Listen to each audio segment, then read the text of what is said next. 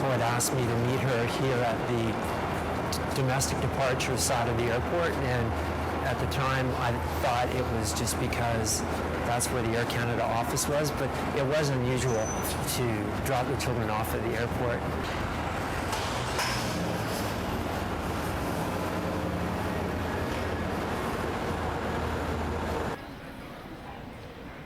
Eventually, I saw her mom approaching. She had one of those suitcases on wheels, and she came up towards me, so I got out the court order, and I tried to hand it to her and explain to her what it was, and she said in a really loud voice, "Don't come near me, don't touch me." I said to her, "Here are the children's passports, and I believe you have some checks for me." And she took the checks out of her pocket. They were in an envelope, and she threw it towards me, and it kind of fluttered down until it landed on the ground. So I picked them up and then just walked away and told her that I would go and get the children. So I walked them across the crosswalk. Their mom came out the doors over there and stood about where that woman with the suitcases is. So I stopped here and watched the kids run up and give their mom a big hug. And they went in the doors right there.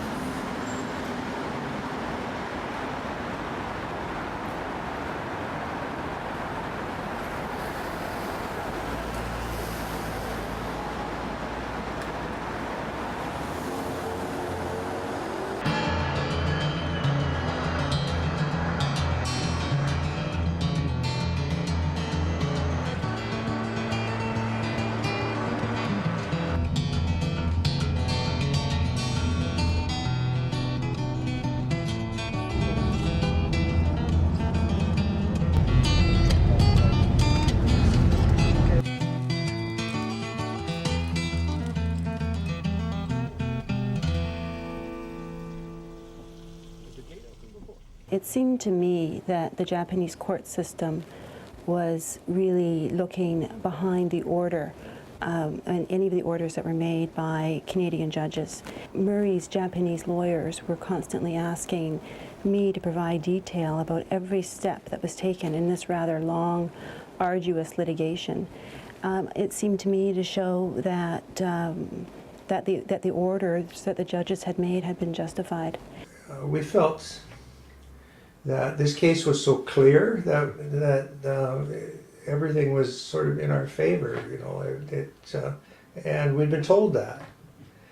Our lawyers told us that. The Canadian ambassador told us that we had the best legal counsel possible in Japan. Murray's case is ironclad, watertight, and completely irrefutable.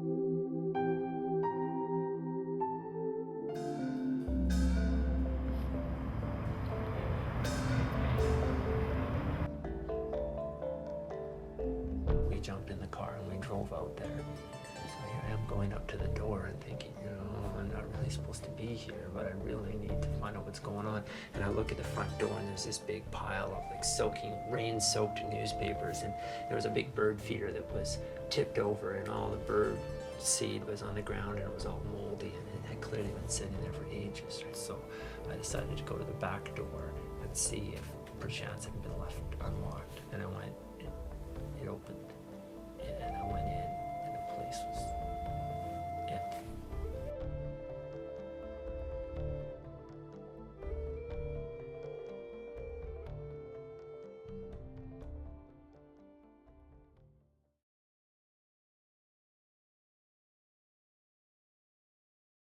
Ayaka Wood didn't show up at the first day of trial, and this was after not showing up at 2 scheduled examinations for discovery. She didn't show up at her pretrial conference, there were 2 orders ordering her to appear at trial, and she still did not attend. It states as a fact that she was mentally unstable, and that's why she didn't come. This is essentially saying that, well, we've heard both sides. We know the truth, but the Canadian court didn't, and that's why it made a decision that doesn't count in our eyes. Family courts, the only thing they can really do is justify the status quo because they can't change it. So a great deal of what you see in family court opinions, particularly in these very difficult child custody cases, is the courts trying to figure out why the status quo is a good thing, because what else can they do? The consular officer and the actual consul at the embassy went by car to the Maniwal residence in Saitama Prefecture, and on their way there, Ayako actually phoned.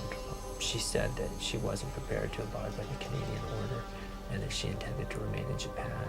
Consul Chapman explained to her the consequences of her actions, that they would result in criminal charges against her in Canada, and that she could be arrested if she left Japan and entered a country that was signatory to the Hague Convention. And she said that she didn't intend to leave Japan and wasn't concerned about that. And then they phoned me and told me that it was midnight on December 9th.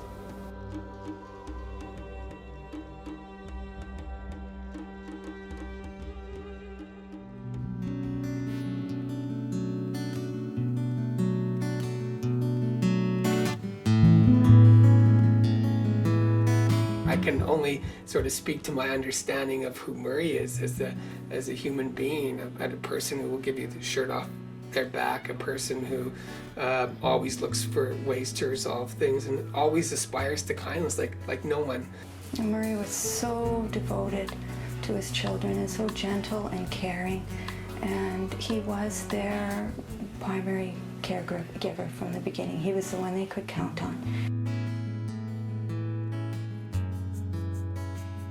You know, I probably started 100 letters to her, right? Like what I wanted to say, but I finally just sat down and wrote a concise note that says, listen, you know, at this point in time, it's down to the 2 of us to look out for these children, and they need to have access to both sides of their family, and you and I, regardless of how hard this is going to be, we've got to work this out. And I'm prepared to do that to this day. It's not about what happens to Ayako. It's about the